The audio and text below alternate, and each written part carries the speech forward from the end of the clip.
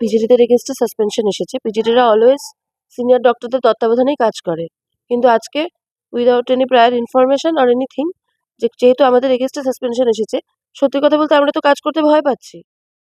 প্রত্যাহার করতে হবে জুনিয়র ডাক্তারদের সাসপেনশন। এই দাবিতে সারা রাত প্রিন্সিপাল মৌসুমী নন্দীর অফিসের সামনে বসে রইলেন মেদিনীপুর মেডিকেল কলেজের পড়ুয়ারা। স্যালাইন কাণ্ডে 6 জন জুনিয়র ডাক্তার সহ 13 জন ডাক্তারের সাসপেনশন নিয়ে প্রশ্ন তুলেছেন তারা। শনিবার প্রিন্সিপালের তরফ থেকে সাসপেনশন প্রত্যাহারের প্রস্তাব পাঠানো হয়েছে এডিজি, সিআইডি এবং স্বাস্থ্য ভবনে। সিনিয়র ডক্টররা সবসময় থাকেন ডিপার্টমেন্টে এবং এখনো আছেন, তারা কাজ করছেন। আমরা অবস্থান বিক্ষোভে এই কারণেও বসে আছি, আমরা কোন সাহসে বা কোন অধিকারে কাজ করব?